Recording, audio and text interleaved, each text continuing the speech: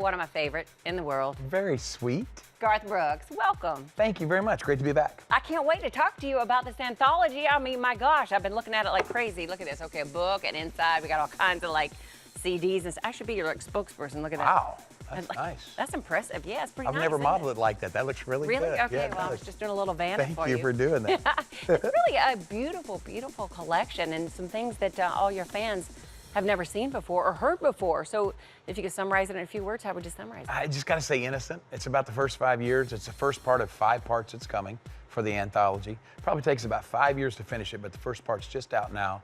And I just love it. I wrote my part of it. Yeah. A guy named Warren Zanes interviewed all the other people that were responsible for those first 5 years. So I got to learn a lot about Garth music actually in there. And I was there every day, but there's going to be something you're going to learn about something in here every page. Yeah, the great thing about it being the book, it's almost like a diary. Yeah. So did you actually keep a diary as your career has gone along? Or No, I didn't have to. We did, as you know, because you know our career better than anybody, it's the same guys that did everything.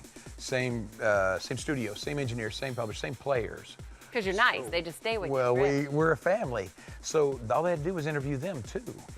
And so I'm amazed how the stories all kind of ran parallel, because you'd think after all these years you'd embellish them and but they really stayed kind of true to each other, which is pretty cool. They do, and there's some really good pictures in there too. Like I saw a really young Garth Brooks in here, really young, yes. like the baby cheeks and stuff. They're real cute, by the way. I'm glad I don't have those anymore, right? Well, but look at you're disguising, like with the beard. I like the beard. It's a new look for you. Thank you. It feels good. Yeah, it's like a kind of like the, Garth Brooks, like the rocker Garth Brooks. Oh, really? Yeah, Is that what you call it? Yeah, you feel like a rocker now? I don't know. You don't know? I feel good, though. I mean, I think everything, it's just one of those times in our career where everything's kind of happening right now. Yeah, it is. Never thought I would do that again, but this is pretty fun. You can retire and come back. You know what? No, my retiring days are behind me. They made the mistake of letting me back in. They're going to have to throw me out now. I am having the best time. Good for you. I was going to say, the pictures that are so great in here, I've determined that you might be a scrapbooker.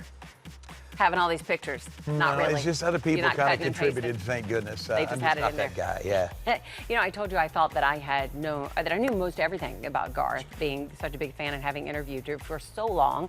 But one thing I didn't know is that Oprah was actually in some way responsible for Somewhere Other Than the Night. Get ready, because I didn't know that either until I read that Kent Blasey, the songwriter on it, was watching an Oprah thing.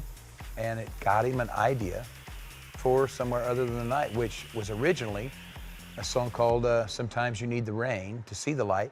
That original demo is in there to show you how it changed all the way to the one that hopefully you know now, which is Somewhere Other Than the Night. So again, man, just pretty cool story how things start and how they actually finish up. He was actually watching a show where Oprah's explaining what women want from their fellas? Yeah, and kind of what they do to be sexy for them. And one of the things that he suggested, I said, I don't think our character would ever do that, but if you want him to walk in from a rainy day on the farm and she's in the kitchen with nothing but her apron on, I said, yeah, that'll work for me, and it sang real well.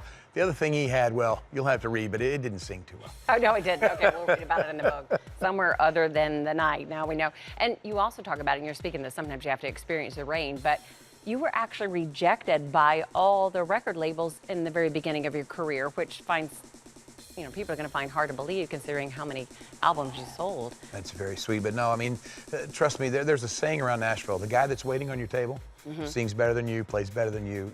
It's true. So just the fact that you even get a shot in that town, and thank God, people like Bob Doyle that just kept fighting, a guy named Lynn Schultz at Capitol who came up to see somebody else after they had passed on me, that somebody else wasn't at the show, so he saw us live for the first time, and live's our thing. And he was sweet enough to come up and ask Bob if we'd come back in and talk with him the next day. And the next day we were signed to Capitol Records. So it's one of those kind of feel-good stories, underdog thing, where it kind of came back and worked for us. And there's not a cooler record label on the planet than Capitol Records. That's very cool. Did you ever get discouraged? Did you ever feel like I might not make it? Did we ever not almost have the Garth Brooks that we have today? Do you not get discouraged every day? I guess we all do at some point. Yeah, you do, but your thing is, what's your alternative? You going to quit? No. No, not if you're my dad's kid, you're not going to quit. So, he said, keep going, Garth. That's it. So you just get out there and you do your best, say your prayers. And I got to tell you, I never guessed it would work out like this, but I'm sure happy the way it's going. I also learned that Thunder Rolls almost went to Tanya Tucker. What? What? Come on. Yep. There's nobody that can sing that. I mean, we like Tanya, but I mean, That's you. Only 3 songs that almost didn't happen: The Thunder Rolls, Friends in Low Places, and The Dance. Which are huge, huge Garth I don't have a songs. career. I mean, my gosh. But Why? it's cool. Like, why did they almost not It's just happen? how the music industry works. Friends in Low Places we had on hold on the first record. But the first record was already done. So the songwriter thought we had forgot about it and pitched it to another artist. And the other artist already cut it, had it on a record. And Wow. I thought, oh, crap, here we go. But it just worked out. Everybody was very sweet. Same thing with The Dance. That was almost mine. I was just worried it wasn't country enough. And The Alan Dance. Reynolds said, if you don't cut this song, it'll be the biggest hit you never had. Oh, And I love Alan him knows for what that. he's talking about, Yeah. right?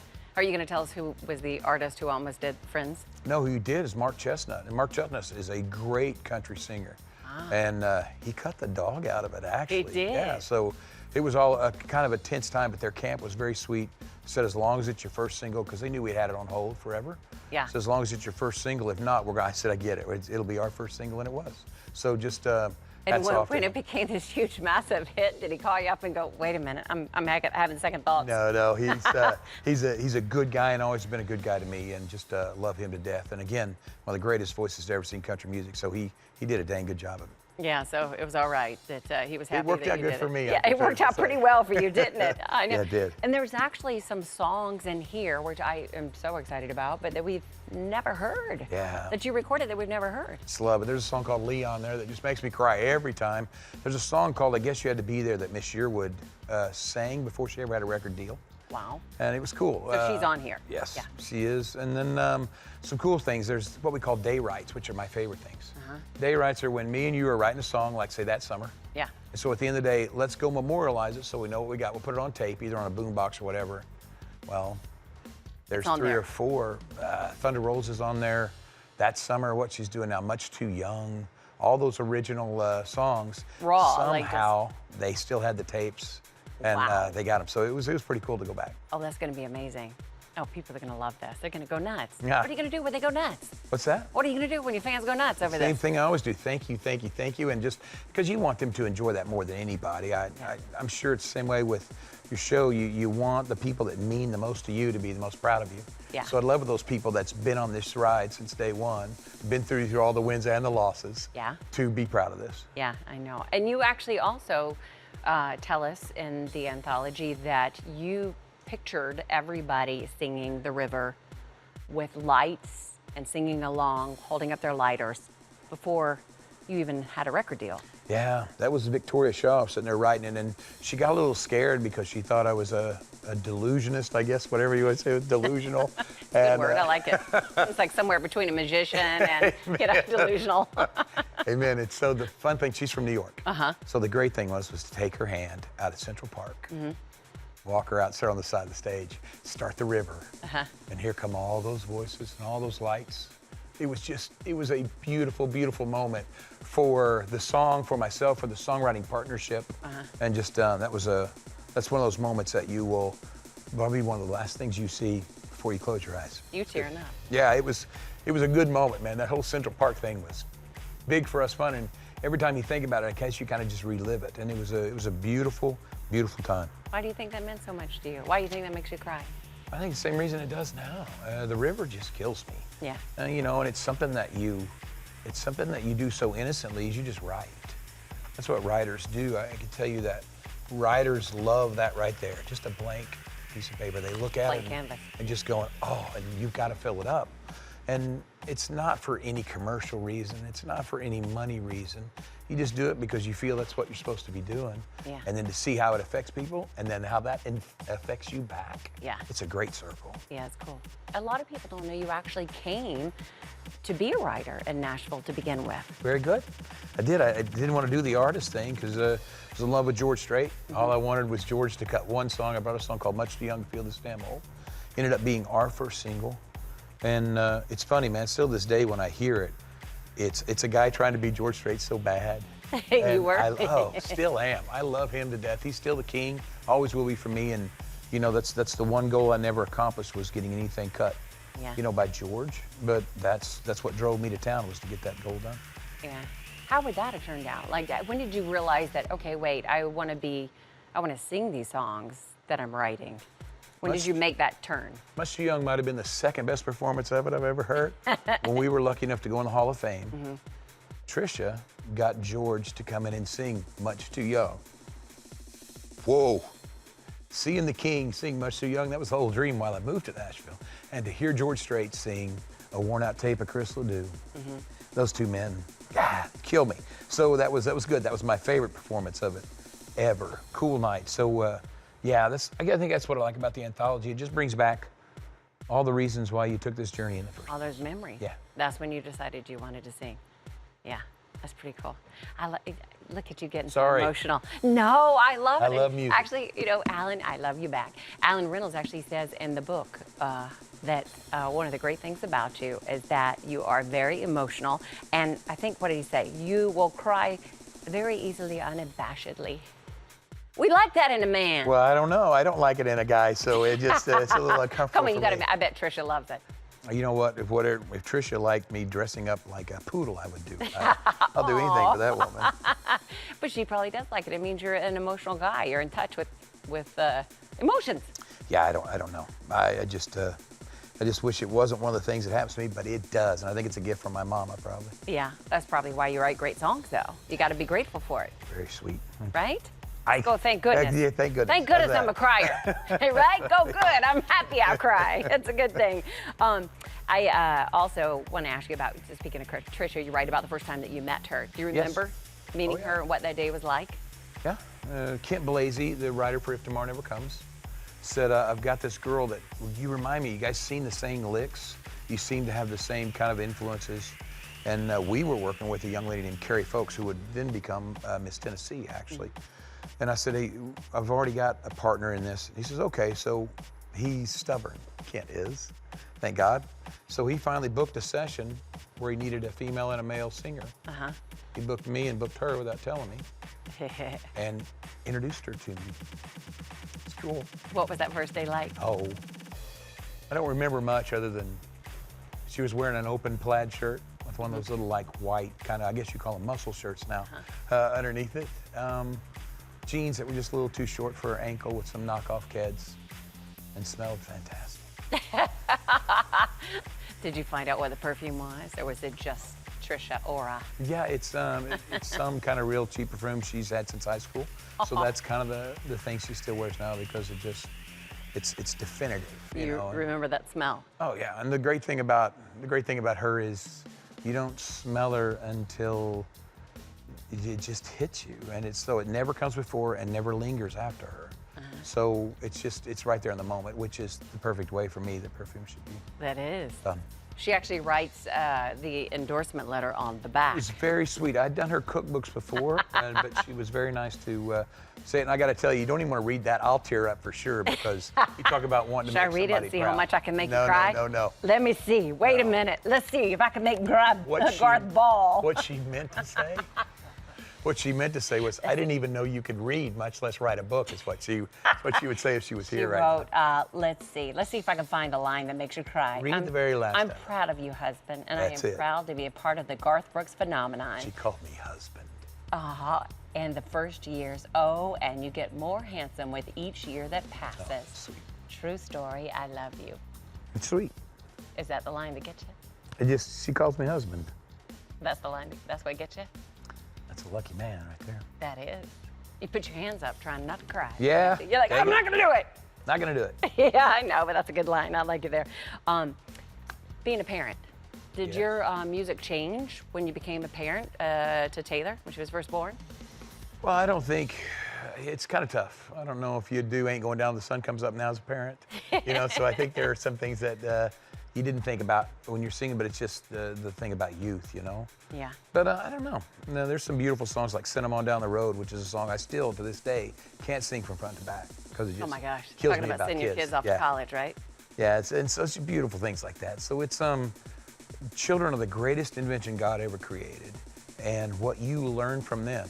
I'm not sure how much as you teach from them. What you learn from them is massive. A whole lot, isn't it? It's good. So true.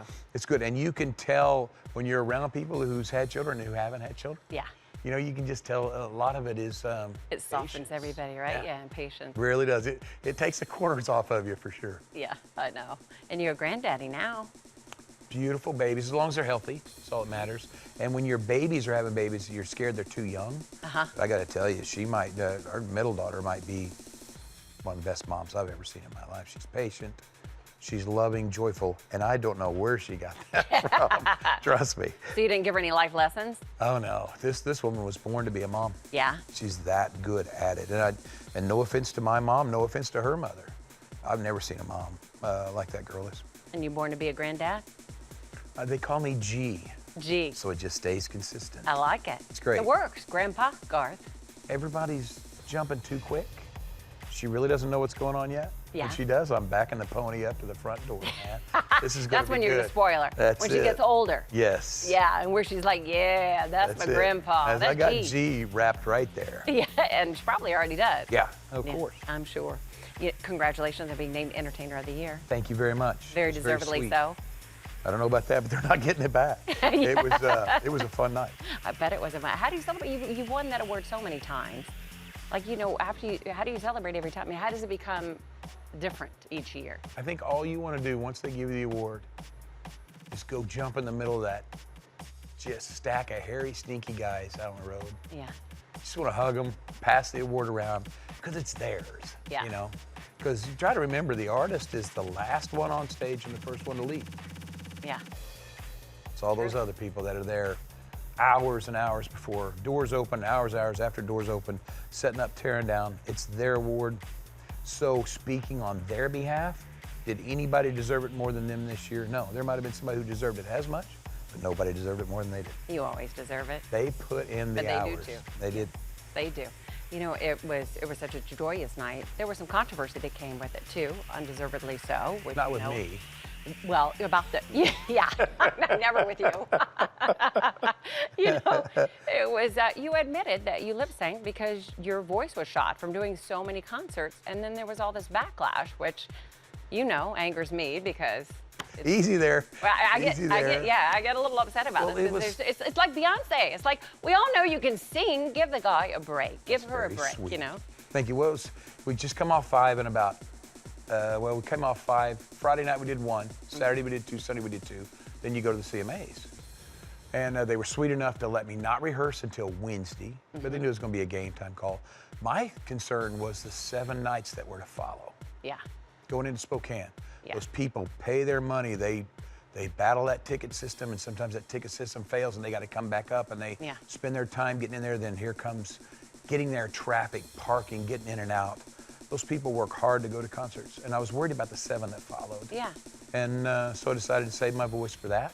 And again, people are going to do what they're going to do. If this happens again tomorrow, I'm going to make the same decision. I was going to ask you, would you choose to do it again? I don't know. You make the same decision because as much as I love the award shows, it's about those people that fill those seats live, man. Yeah. Those are the people that they're the ones that give you the award, Yeah. you know? So that's where I'll put my eggs. And Yeah. if that upsets people, then it upsets people. And hopefully we can all, you know, find a place in this world where we don't have to get with each other if it upsets to be around, you know, each other. So I'm good. Was it surprising to you, the reaction from some of those who did the criticism? No, I mean, I've seen them. I saw them do it to Beyonce on the inauguration Yeah. and stuff. But, you know, I'm hopefully this late in your career, hopefully you're somewhat comfortable with your voice and the guitar in any Yeah. situation. I mean, I've seen you sing live for 2 hours on CBS with just the guitar. Oh, the Vegas thing. Yeah. Yeah, anybody want to step up, just knock themselves out, man. That's That's scary right. stuff to do. I Yes. enjoyed it. So just, yeah. And my favorite thing about the night was Mitch Rossell, the songwriter. Yeah. Never had a song cut. We're doing the Buck and Don one mic thing on the harmony. And there's his face. A kid that moved to town with nothing but a dream that music could make a difference. And he's proven it, even in this day and age, he's proven it can happen. So that was my highlight of the night. There you go. And somebody came out who was talking about how incredible of a performer you were. It was Blake Shelton. And now he's getting given a hard time for being the sexiest man alive, which, you know, I think is adorable, and his humor makes him very sexy. So I'll let you help out, I'm sorry, Blake. no. I'm sorry, Blake. I don't think you're the sexiest man alive. I'm sorry. Don't you want to say something nice about the man? Yeah, the fact that he's an Okie, what else you need to say? There you go. His humor. We'll call his humor sexy, right? Won't we? I know. What would you say? Because you have made one of, if not the hugest one. I mean, I know you'll say you're not, but you've definitely made one of the hugest impacts on country music ever. You kind of changed the genre a little bit, like where it is just became bigger, and you know, you just really put a stamp on country music. And yeah, I mean, you would just go down as one of the greatest country music performers ever. What does that feel like to you when you know you actually did make a genre bigger? Oh, boy, that's tough. I got to tell you, there were so many things that happened, and we just happened to be on the field when they happened. Mm-hmm. But you've been in this business, so you saw what happened when all of a sudden SoundScan started reporting instead of asking. Mm-hmm. There's 20-some artists in the top 200 that's never been that much out of country music. NBC decides to give a guy a special on a network playing country music. Pretty cool.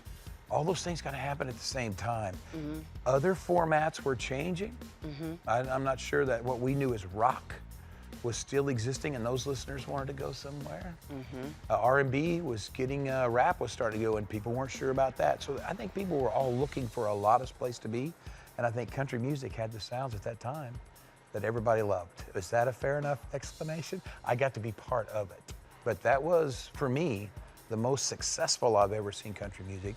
It'll never be the best because I was raised on the Haggard and Jones era where Buck Owens, those guys, those are all the keys.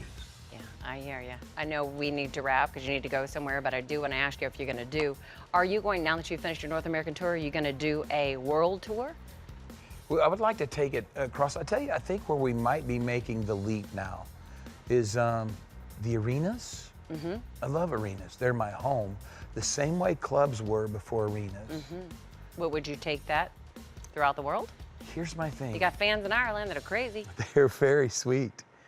My thing is, I'm not sure I can handle Chicago turning from one nights into 11. Yeah. I'm not sure my age.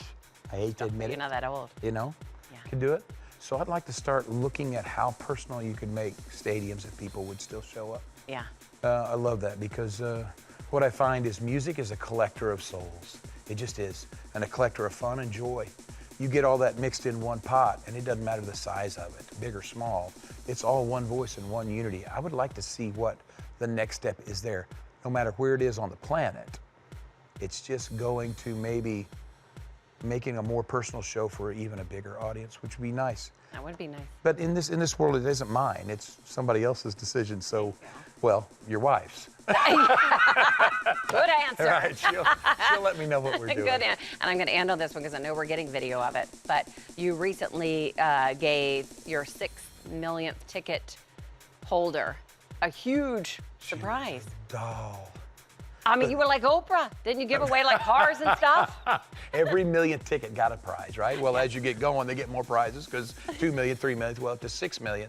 But the story of the ticket, she bought 4 tickets. She was 7 rows from the top of the ceiling. She bought 4 tickets that were not together because it's all she could get. And her 3 girlfriends, she gave them the 3 better seats. Aww. So she put herself last. And when Tracy Greenwood, the tour manager, is coming up the thing, and she goes, "Can I see your ticket?" She goes, "Am I in trouble?" Aww. And Tracy goes, "I think you want to come with me." Oh, it was the greatest thing ever. Because then when I come out of the hole, there they are, all 4 of them down the front row, having the best time. And that's who you want to play for right there. And that 6 millionth ticket holder, I think, reflects all the people that come to our show.